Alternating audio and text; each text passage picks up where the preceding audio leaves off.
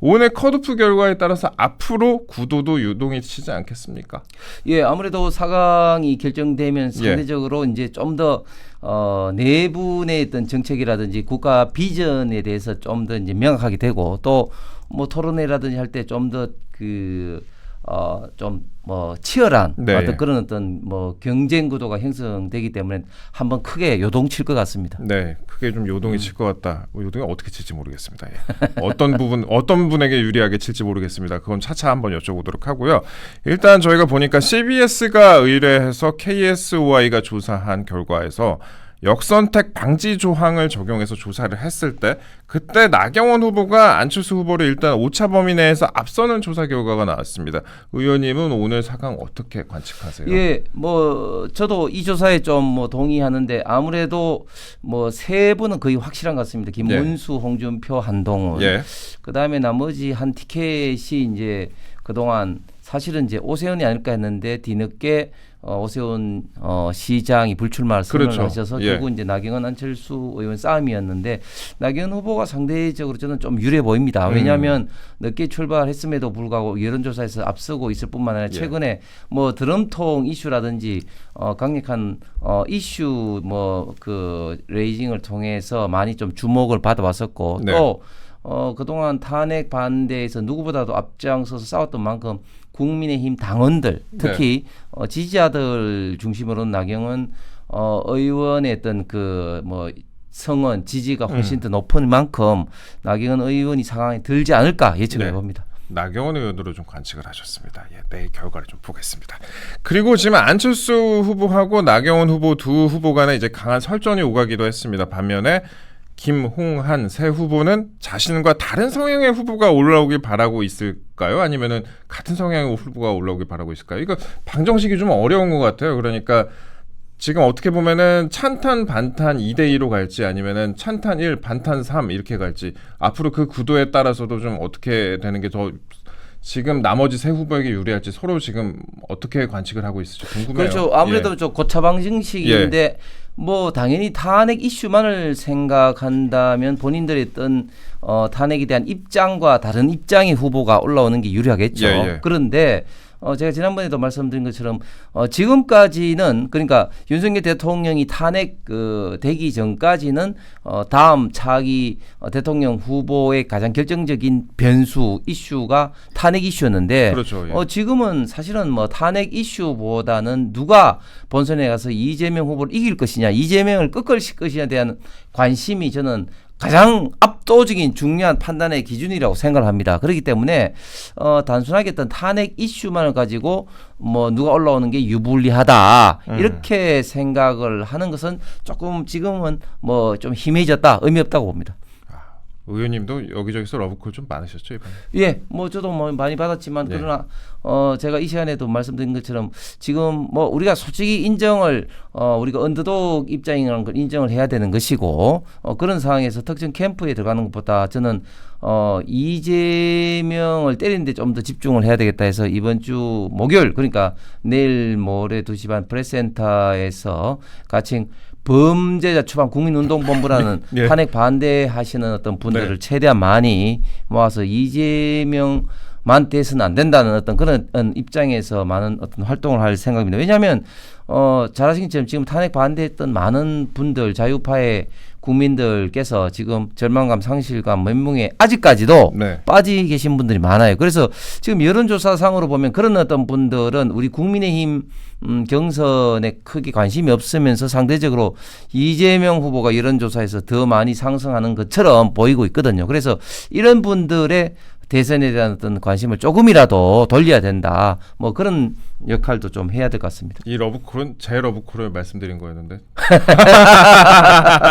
그건 그렇고 일단 42일밖에 남지 않았다고 제가 좀 말씀을 드렸습니다. 42일밖에 남지 않았는데 뭐 매일매일 뭐 엄청난 뉴스가 쏟아지긴 하는데 정작 정책은 잘 안 보이는 거 아니냐 이런 관측이 많아요. 이따 저희가 이야기 좀 나눠보겠지만 뭐 민주당은 뭐 무리하다는 지적을 받은 만큼 정책을 좀 내놓고 있기도 한데 제가 국힘 토론회 얘기를 짧게 안 하려고 그랬는데 짧게 좀 해보자면은 이거 반응 좀 별로 안 좋았어요. 사실 이게 정책이나 비전 설명 시간이 많이 부족하고 그 다음에 밸런스 게임 뭐 자리 뺏기 뭐 이런 거 왜 하는지 살지 모르겠고 시간 보장도 제대로 안 되고 청년 MC에 대한 지적도 좀 나왔습니다. 의원님 보시기에는 어떠셨습니까? 사실 저는 청년 MC가 왜 있어야 되는지 잘 모르겠어요. 예. 뭐 그 지금 이재명 후보는 대국민 사기 행각을 지금 하고 있죠. 사실은 뭐 공약이라든지 모든 것들이 실천도 안 됨에도 불구하고 그냥 국민들에게 어떤 미래 비전 지도자로서의 어떤 이미지를 부각하기 위해서 저는 대국민 사기극을 지금 하고 있다고 보는데 근데 우리 그 국민의힘 경선하는 어떤 과정을 보면 좀 상대적으로 조금 아쉬운 바가 있습니다. 특히 방금 그 이동재 앵커께서도 말씀을 하셨는데 저는 MBTI라든지 밸런스 게임이라든지 이런 것들이 뭐 상대적으로 좀 분위기를 좀 밝게 하고 특히 2030 청년 세대에게 조금 다가갈 수 있는 그런 어떤 가벼운 이슈를 좀 던지는 그런 어떤 취지로 했는 그겠지만 그러나 좀 그런 것들이 좀 와닿지 않는다. 왜냐하면 지금 탄핵 전국에서 조기 대선이 벌어지고 있는데 사실 우리 당이 좀 절실하고 좀 비장함이 좀 있어야 되는데 좀 그런 것들이 잘 보이지 않는다는 지적을 많이 받고 있습니다. 특히 지금 제가 좀 전에 말씀드린 것처럼 이재명 후보가 대국민 사기극을 벌치면 뭐 사실은 뭐 장밋빛 공약을 뭐 여기 가서도 100조 여기 가서도 300조 뭐 이렇게 막 하고 있는데 이재명 후보로 꺾을 수 있는 그런 어떤 이미지를 부각하기 위해서는 이재명 후보의 도덕적인 문제라든지 또 신뢰성 문제라든지 이런 것도 공격도 당연히 해야 되겠지만 정책적인 어떤 이슈에 대해서도 공격을 하면서 자연스럽게 각 후보가 갖고 있는 어떤 정책의 어떤 비전을 저는 드러내는 게 굉장히 좀 중요하다고 보거든요. 그런데 그렇게 하기 위해서는 좀 MC가 노련해야 됩니다. MC가 또 내용을 잘 알고 있어야 됩니다. 그런데 그러한 면에서는 조금 뭐 MC의 어떤 그런 어떤 역량적인 문제도 좀 나타나고 있는 것 같습니다. 물론 지금은 이제 1차 경선이기 때문에 이런 것들을 좀 당연히 보완해서 2차 경선에서는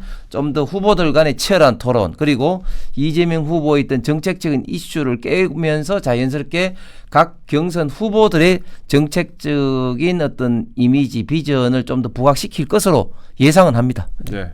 2차 토론회 때는 좀 다른 모습을 보여줄 것이라고 관측을 하셨습니다. 그러니까 이게 당이 지금 굉장히 어려운 상황이고 진지해야 되는 상황인데 별로 진지하지도 않고 재미도 없었다는 그런 비판이 좀 많았습니다. 제가 이 정도 안 좋은 소리 이 정도 하고요. 일단 제가 왜 정책 얘기를 꺼냈냐면은 민주당의 기재부 쪽에 이거를 지금 추진하고 있다는 보도가 쏟아지고 있습니다. 일부 언론 보도에 따르면 TV조선 보도에 따르면은 예산 편성권을 대통령실로 이관하는 방안, 이걸 이제 이재명 캠프에서 좀 추진을 하고 있다라고 보도가 나왔고, 그 의원님께서 특히 이제 공무원 출신이셔서 잘 아실 것 같아요.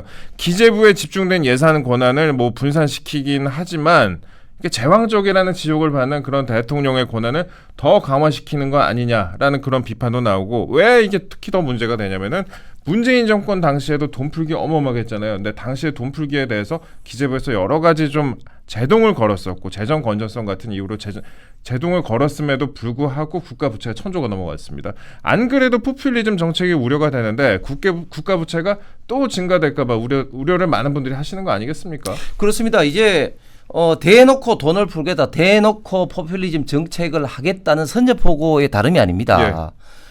지금 이재명 후보가 정권을 잡게 되면은 뭐 그 불을 보듯 뻔하게 내란 종식이란 프레임을 가지고 적폐청산 시즌2가 아니라 적폐청산보다 10배, 20배, 100배 가까운 저는 정치 보복을 할 것이고, 그리고 문재인 정부의 포퓰리즘 정책보다도 한 수가 아닌 몇 수 더 포퓰리즘 정책을 할 겁니다. 방금 그 이동재 앵커께서도 말씀한 것처럼 문재인 정부 때 포퓰리즘 정책을 통해서 국가 부채가 1948년도부터 박근혜 정부 때까지 총 국가 부채가 643조였습니다. 그런데 문재인 정부 5년을 하면서 국가 부채가 440조가 더 늘어서 1080조로 지금 윤석열 정부의 국가 부채를 넘겼습니다. 지금 정부에서는 원금을 갚기는커녕 이자 갚는 데 26조의 예산이 들고 있습니다. 앞으로도 이런 것은 어마어마하게 우리 청년 세대, 미래 세대의 부담으로 올 수밖에 없는데, 문재인 정부에서도 이렇게 돈을 풀려고 할 때 그나마 그래도 기재부에서 반대를 해왔습니다.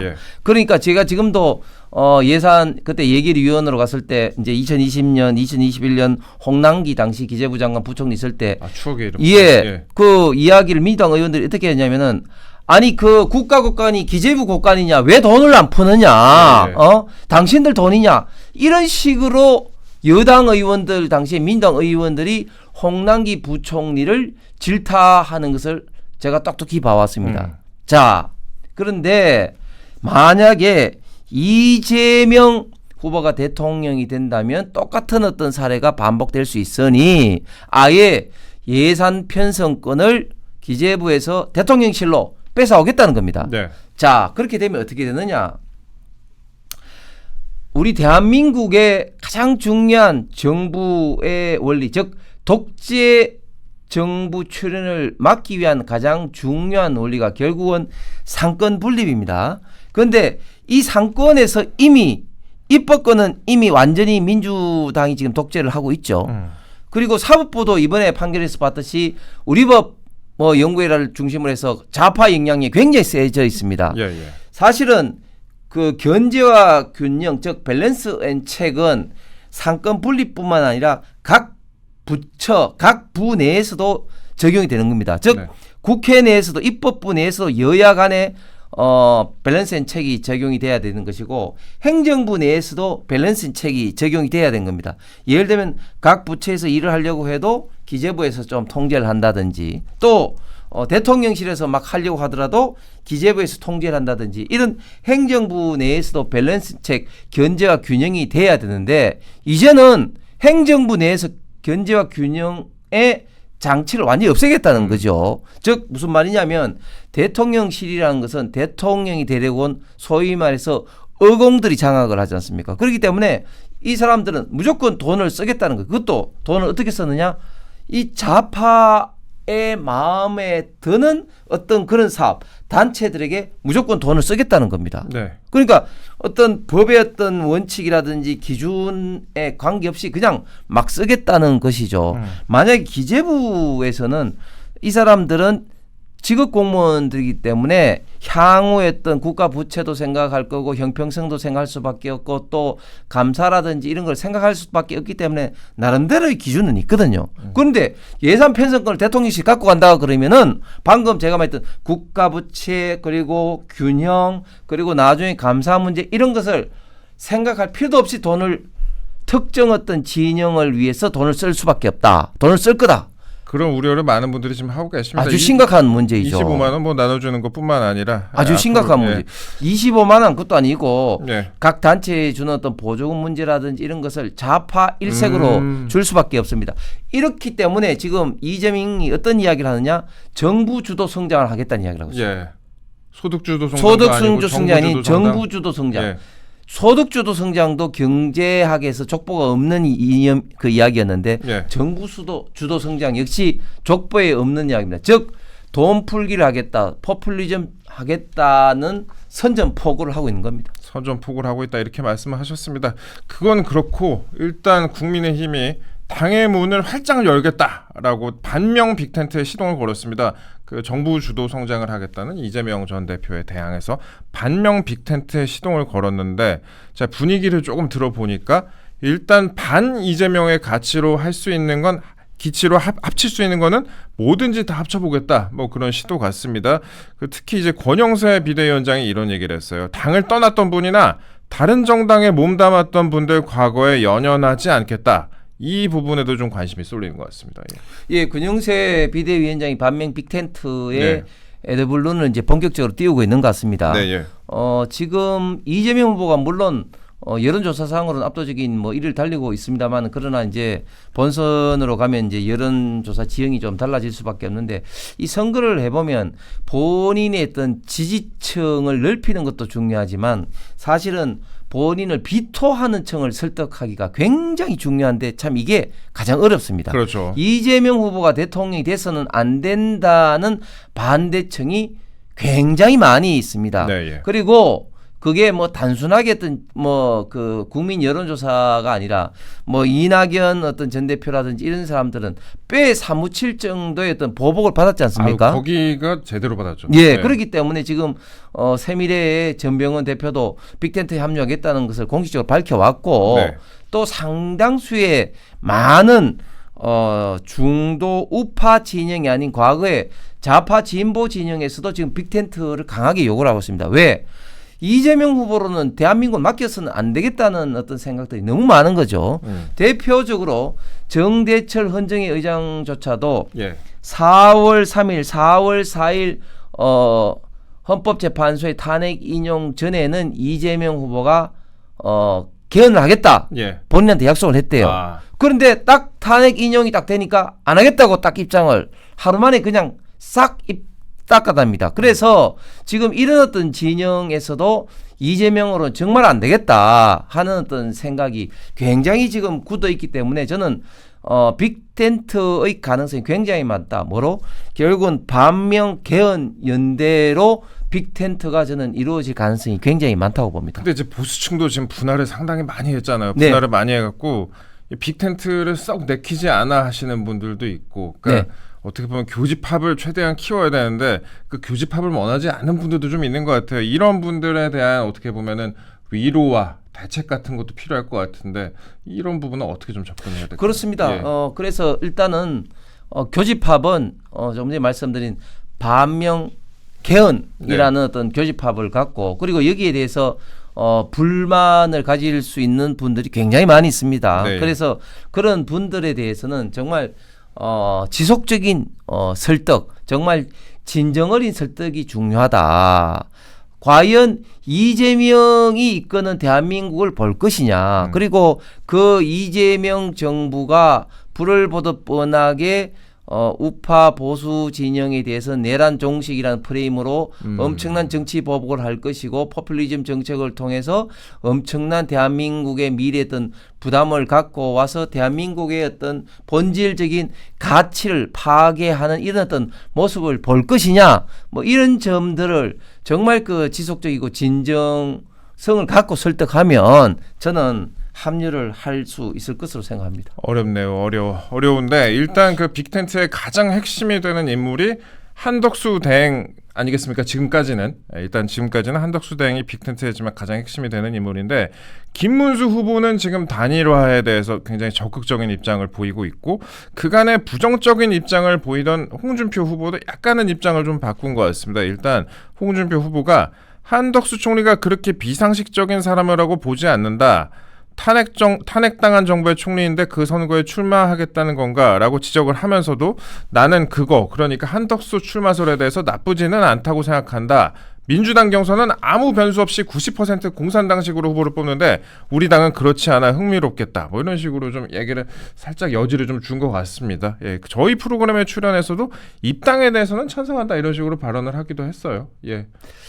예, 저는 한덕수 권한대행이 빅텐트로 예. 합류하는 것은 지금 가능성이 점점 높아지고 있지 않습니까? 네, 예. 그리고 한덕수 권한대행이 온다 하더라도 반드시 또 한덕수 권한대행이 후보 단일화해서 이긴다는 보장 없지 않습니까? 네, 예. 그 후보 단일화는 어떤 방식을 두고 굉장히 좀 삿바 싸움을 많이 할 수밖에 없는데 예. 예를 들면 이제 한덕수 권한대행 측에서는 100% 국민 경선으로 하자 이런 네. 주장을 할 가능성이 많고 또 우리 당의 최종 후보는 우리 당의 어떤 원칙, 즉 50대 50으로 하자 할 가능성이 많습니다. 예. 그렇게 어떤 룰을 가지고도 삿바 싸움 할 가능성이 많을 것 같은데 결국은 2002년 당시 노무현 정몽준 후보 단일화에도 그때 당시에도 정몽준 이길 거라고 생각했지만 민주당의 조직표에서 결국 노무현이 이겼습니다. 아하, 그렇기 예. 때문에 저는 우리 당의 최종 후보가 누가 되든 저는 강력하게 한덕수 후보와 오히려 단일화를 더 선호해야 된다고 생각을 합니다.